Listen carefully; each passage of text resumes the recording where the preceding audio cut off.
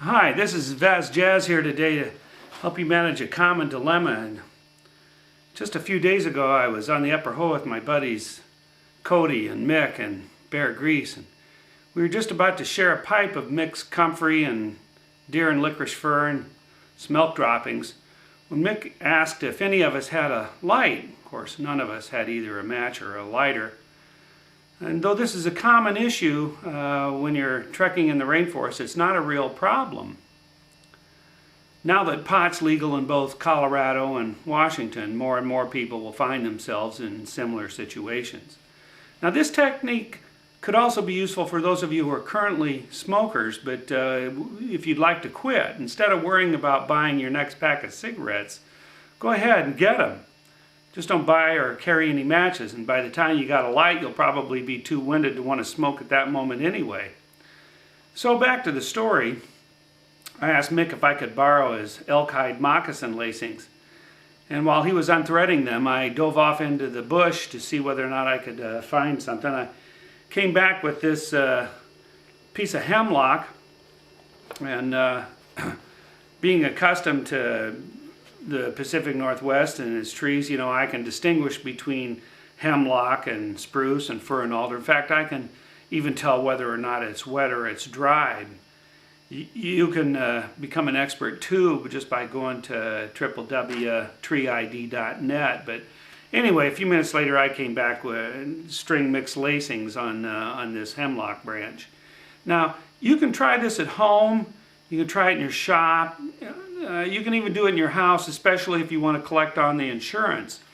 The trick is to take your drill board, that'd be this right here. You take your drill board and you burn in a hole with the drill, and then create a little bit of a notch so that there's enough dust to collect that you can create a coal or an ember.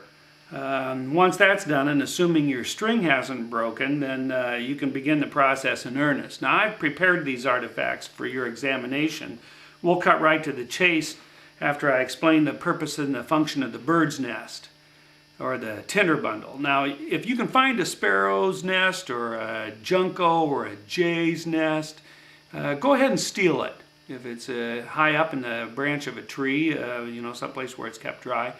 But they can build another one next spring. But I would caution you, don't try with this with an eagle's nest. Now, if you did do that, you'll either get yourself in a world of hurt with the EPA, or you'll burn down your house, or burn down the forest. And it's pretty much the same story with other raptors, like owls, you know, the hawks, anything in that family. Otherwise, you know, just look for a bunch of dry tinder that you can find in a hollowed out stump someplace. And otherwise, leaves, small little twigs and what have you that are someplace up off of the ground and stay in the dry. But bird's nest is just real critical. So after you have all the necessary tools at your disposal, all you have to do is just create that coal or that ember, and I'm here to show you how it's done. Okay, now I've zoomed in here so that you get a little better picture of how this all goes together. But there's the drill, there's my fireboard. I've created this little notch in the knot of a chunk of wood that I got out of my shop, just to show you. Of course, out in the woods you can just take a branch, especially something that's an end grain, and hollow it out a little bit so that you can get your drill into it. So this takes a couple of minutes. Hopefully it won't take too long. I'll create a little bit of dust. There's some that's accumulating there already. And once you start to see that smoke, there she comes.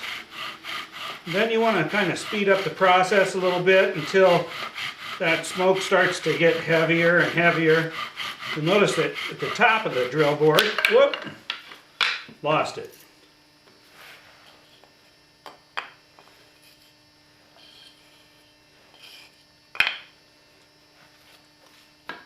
pride goeth before the fall.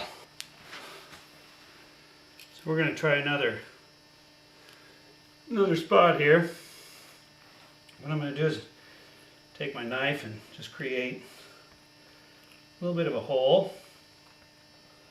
Doesn't take much of one. Just enough to seat that drill. All this time, all I'm thinking about is how good that smoke would feel coming out my nose, plus all of the camaraderie that goes along with it. See if I can't sharpen a little bit on my drill here.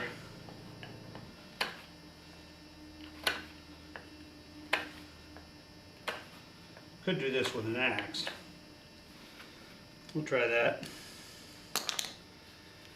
Now I'm going to burn in a little bit of a hole.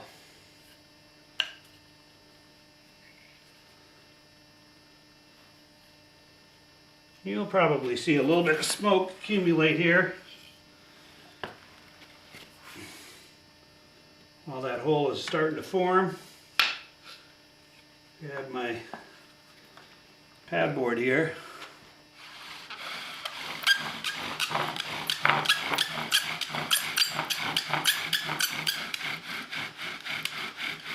Here's a little bit of smoke.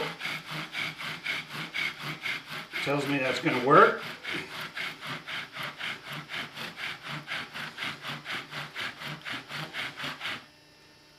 Yeah, that's enough to get started. And you can see the color of that sawdust there. That's the charcoal color that you want. Let a little bit of that accumulate. Then I'm going to take my pocket knife, not even a Swiss knife, and I'm going to create a little bit of a hole here for that dust to accumulate, expand. Always cut towards your friends. Little safety tip there. And one bit at a time I'm going to chew that out. Of course, if you have a saw, it'll go a lot faster. Swiss knives are real good for that.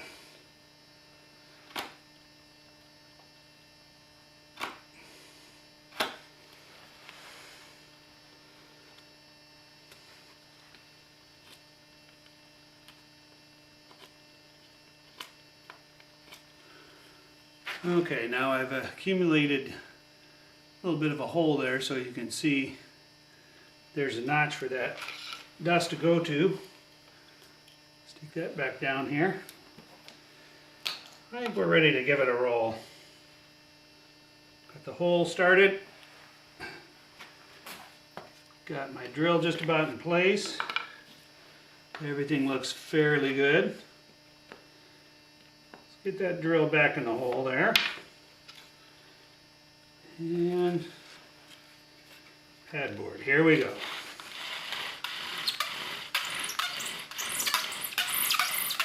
Now some guys use a shorter stick. I'm on the downhill side of 70, so it's nicer to have something that's a little bit longer.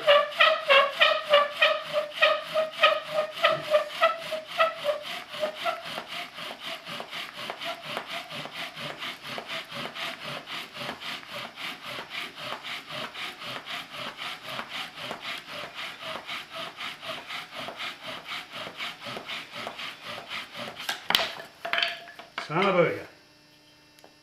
Okay, we got a little bit of a coal started there. So you want to nurse that just a little bit. You don't have to babysit it too much. Even your hand can provide enough oxygen there for that coal to continue to burn.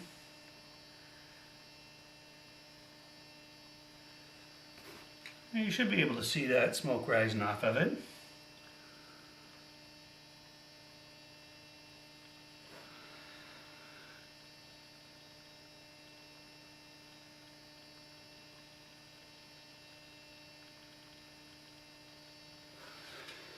Once you got an ember, you're in business.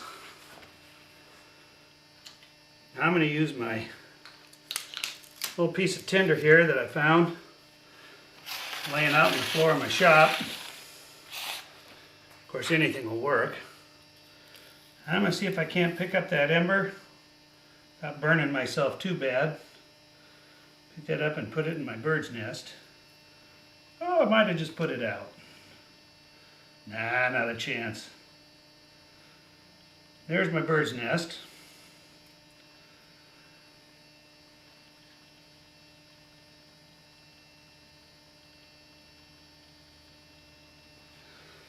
Now some guys, they'll pick it up in their hands like this. But you got to be careful if you do that.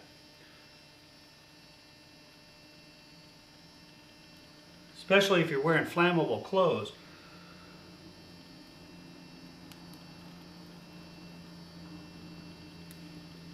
There's my fire. Now I can take this little piece that I picked up the ember with, and I can use that to light a little piece here. There, good, good. And now I can light my cigar. Oh, that's sweet.